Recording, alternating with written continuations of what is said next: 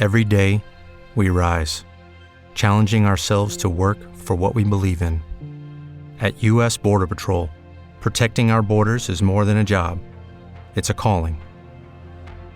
Agents answer the call, working together to keep our country and communities safe. If you are ready for a new mission, join U.S. Border Patrol and go beyond. Learn more at cbp.gov/careers. Now for our story. Jessie Calvert was feeling lighthearted today. Her husband Ben was out of town on a business trip, and this fact alone had a great deal to do with Jessie's cheery mood. She'd had a pleasant, leisurely breakfast with the morning paper all to herself. Then she'd cut some flowers for the living room, played the piano for a while, read a story in a magazine, put a fresh coat of polish on her fingernails. All this time, Jessie wandered about with a kerchief tied around her head and a thick coat of dry skin cream on her face, secure in the knowledge that Ben couldn't possibly come home from the office unexpectedly, as he sometimes did, when he would look at her in horror and ask, "What in thunderation have you done to yourself?" Well, after lunch, Jessie had a little nap, and then she dressed for the street, having decided to take dinner at the hotel that evening, since Ben wouldn't be home. As she started downstairs from her bedroom. Never mind, Lucy. I'll go. Good afternoon, Jessie. Brett, I told you that you No, were... it's too late, my dear. I'm in now. How dare you come here like this after I told you once and for all... Oh, but Jessie, you didn't really mean it. Oh, yes, I did. Supposing Ben were here and you dropped in like this. But you see, I knew he wouldn't be. I took the precaution of calling your husband's office before I came. He told me he was out of town. I'm surprised you had that much sense. I'm checking the enemy movements. We used to call it in the Army. Enemy. Yes, you're quite right. Ben certainly wouldn't be pleased if he came home and found you here. I'm sure I wouldn't know how to explain. Well, but I would, Jessie. I'd merely say that I had a little business to talk over, and since he wasn't in, I stayed on chat with his lovely wife. Well, I'll tell you this much. You're not going to stay and chat long. I wish you'd go, Brett. Go? Just like that? Without even being asked to sit down and have a drink? Well, Jessie, what are your manners? I'm afraid you've lost them all since you've married Ben. You know, it's disgraceful keeping your guests standing in the front hall like this. Oh, very well. Since you are here, I suppose you may as well tell me why you came. Come along. Since you urged me. Well, Jessie, I must say this is quite an improvement on that little apartment you used to have. Grand piano, thick rug, everything that money can buy, huh? And yet, you know the old saying, it takes a keep a living. Oh, stop it, Brett. You're not the least bit funny. Yeah? None of that little apartment of yours very well. You'd invite me for dinner. We'd have a few cocktails first. There was one gown you had. I believe it was sort of golden color. It looked lovely, and it seemed to fit your personality so beautifully. I remember we often used to forget all about dinner. Brett, why do you insist on hounding me like this? But, darling, I'm not hounding you. I simply got hungry for feminine companionship. Jessie, you're so deliciously feminine. I'm a married woman, and you're unspeakable to be talking this way. Unspeakable. Oh, Jessie. That's too wonderful. You trying the respectable matron act on me. Darling, it simply doesn't fit you. You're much nicer as a grisette, the charming mistress of a man's heart, rather than as a guardian of an overfurnished middle-class home. Well, I'm not responsible for the furnishings of this house. Just wait till I... Never mind. Yes, Jessie? Wait until what? Nothing. Yeah, I know you so well. You were thinking just wait till I get my hands on Ben's money. Will I show this town a thing or two? Will I make him sit up and take notice? You and your imagination. Tell me, darling, have you persuaded the old boy to sign over his worldly goods to you yet? We're wasting so much time, you and I. That's a pity, too. You're only fairly young once, you know. We'll run along and after, dear. Probably your lord and master.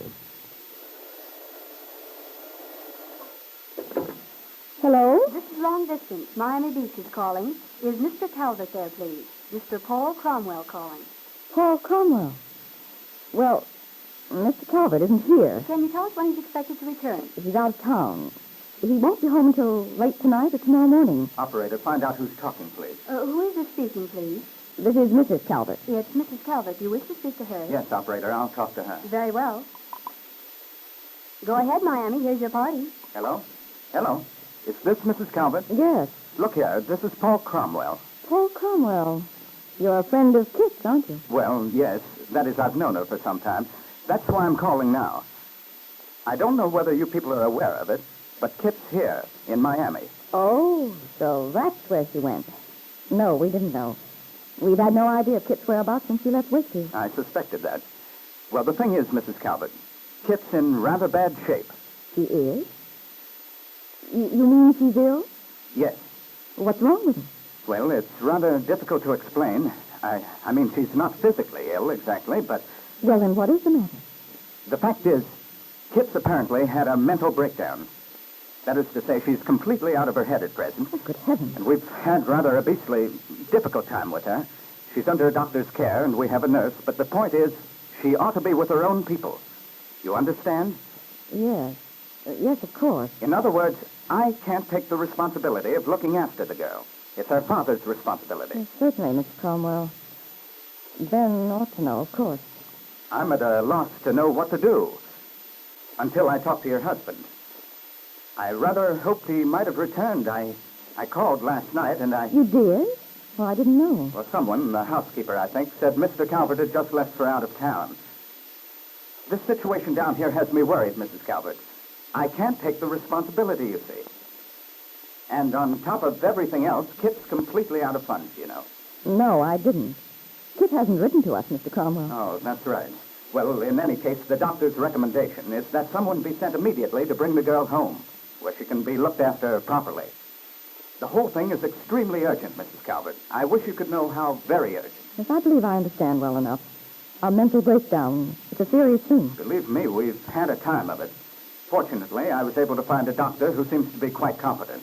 But he's not a specialist. And that's what you'll need. A psychiatrist. Yes, yes. Well, Mr. Cromwell, I'll certainly tell Ben as soon as he returns. I only wish I knew where to reach him in the meanwhile, but frankly, I don't. Well, I'll be waiting to hear from him. I'm staying at the Vista Del Mar Hotel. Vista Del Mar Hotel? That's right. Thank you, Mrs. Calvert. Goodbye. Goodbye.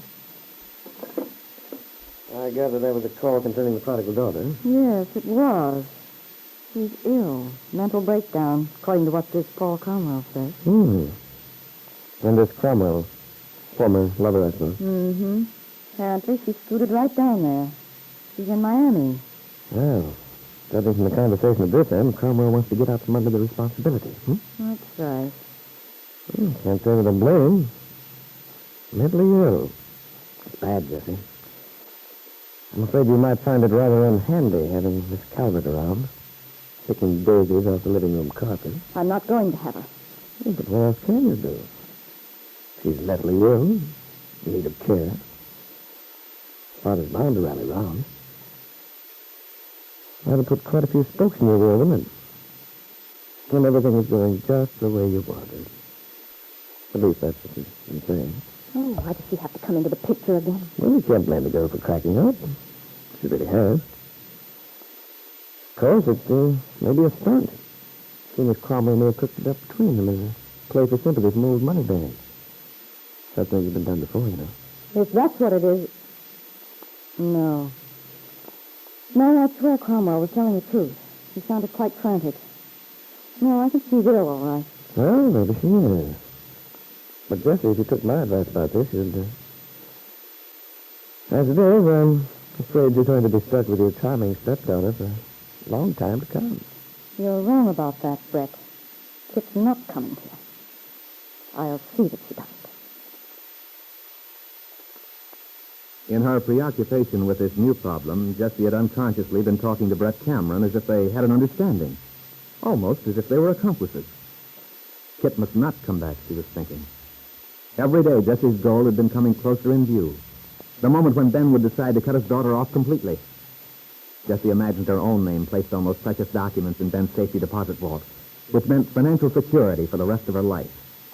But if Kitt came home, all Jessie's dreams would be destroyed. And Jessie was determined not to let that happen.